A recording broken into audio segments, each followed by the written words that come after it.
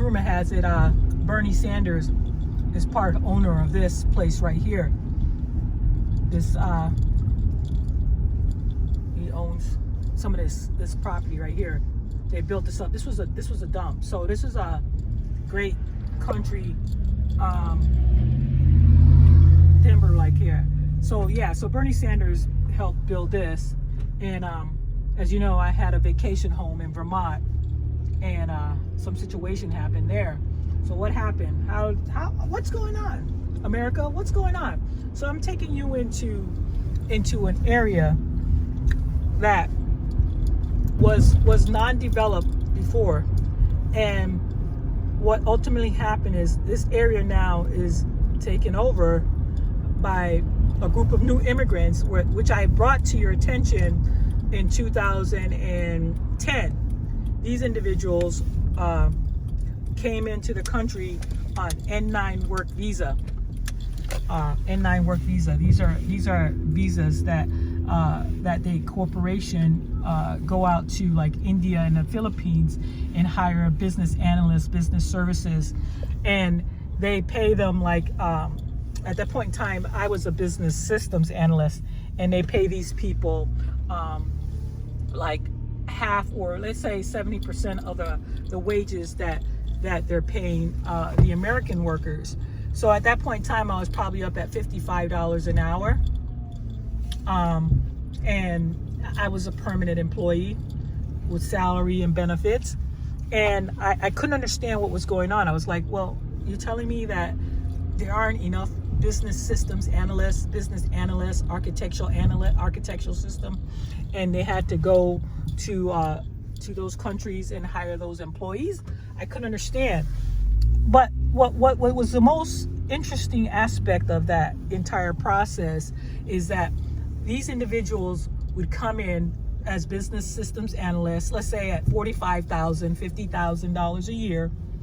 And what happened is that within a year's time, you're bringing them in within a year's time, their $45,000 a year salary would go up to like the $60,000, $75,000 salary as a regular employees. And I'm wondering, well, how is that even possible? You're telling me this is America and we don't have business systems analysts, business analysts, architectural analysts, and that we would have to go to the Philippines and India to get these individuals to work. But there was a caveat to this process, and the caveat is that when these individuals came into the country, they would come into the country with gold and other precious metals.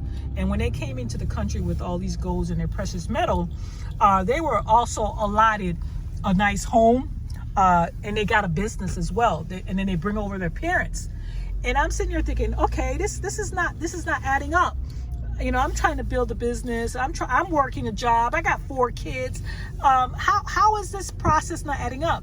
So just recently, like a couple weeks ago, I went on an interview. I'm like, okay, I just got divorced. I went on an interview. I went on several interviews, and the employer I met with. It was a Zoom interview, and I had an interview with 4 different people at 4 different times, and the interview went well. And then I went through a headhunter. And then finally at the end of the interview, I thought, the way the interview went, I thought I got the position. I mean, you couldn't tell the way the interview went, I got the position. And then the headhunter came back and told me that my skills was outdated, and I didn't meet the qualifications. My skills was outdated. I'm like, okay, but according to the interviewer that was interviewing me, this position was basically for a new mom or a stay-at-home mom that was getting ready to enter back into the workplace. Which, okay, the lady told me, you need to just brush up on all the facets of the new sales system. And I said, okay, no problem, and just make sure you study as much as you possibly can. So I said, okay, no problem. I did that. As soon as I finished that interview with this lady, very nice lady, I went back and I said, okay, you know what? Let me go and see what this lady's talking about. Because I am at the elite level of of system analysts, architectural analysts. There's no way that there is anyone else out there that could actually design systems and applications better than me. And not only that, but $1 trillion systems. So I'm like, okay, let me go out there. So I go into the system and I learn. I created an account. And I created this account, and I'm like, okay, let me see what's the Salesforce application is all about. So I go into the Salesforce application, and I'm like, okay, let me bang this out. So I banged it out. I got up to like 25 in like 3 days, because I stayed on it for like I'm kind of obsessed like that. So I stayed on it for about 4 or 5 days straight, got like 25 badges, got up to almost 6,500 points, got like about 5 skills. And I'm like, wait a minute, but what's going on here? What's going on here? What's the real story? So the question I have for everyone in America, what is the real story? I mean, what is the real story going on? Why are we the ones being victimized in our own country? If we go to college and we obtain all the necessary skills and we have all the tools, why aren't we in those jobs? Why do these companies have to say they have to go to India and Pakistan and all these other countries to employ people? But not only that, they go to those countries and employ them. But not only that, they go to the countries and employ them, and they bring them into this country. So I believe that this is a system that is basically a system to actually extract minerals and precious metals from those countries.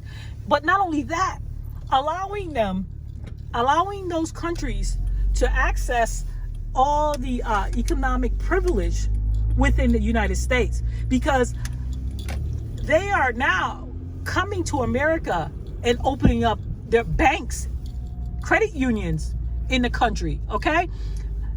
Foreign countries are coming to America and opening up credit unions and banks.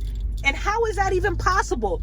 If they say these countries have tariffs and sanctions on them, how can they own a bank in America? How can they own banks in Britain or England? That's impossible, because if you're putting sanctions on these countries, they should not be able to own banks. Okay, Iran. How did Iran own a bank in India? I mean, in Britain, in England. How do these countries? And then they say they have sanctions. There's something that's not adding up. You can't have sanctions and then allow countries or entities or offsprings of these countries to have banks in America, okay? Because the money still funnels back into those countries, and those countries are still building your economies. So therefore, it's talking out of both sides of your cheeks, okay? So we've proven, and I've proven the fact that the system is just there to basically fund the political parties, okay? We're funding the political parties at the expense of the American people, okay? Working American people. So, what's going on? Okay? Now, I try to build my business. I actually told them exactly what's going on. 2010, I told them there's a problem with SBA. I told them there's a problem with Sallie Mae. But yet no one seemed to listen. Okay? So what's going on in the world? Why do they turn a blind eye? Okay? And why are we bearing the $200-300 student loan cost, okay, and making these colleges rich, and we walk away with nothing?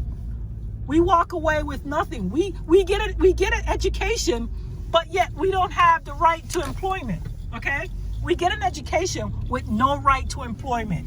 Okay? So we get a $200,000 student loan, but yet we can't afford to pay our student loan because we don't have a job, or we do get a job but we're underemployed. How is that even right? Okay? How is that even right? This community is It's completely, I figure there's like 300 homes, 200 homes, completely of workers who basically came in on N9 visas in these corporations that are making over probably $75,000 to $100,000. How is that even possible?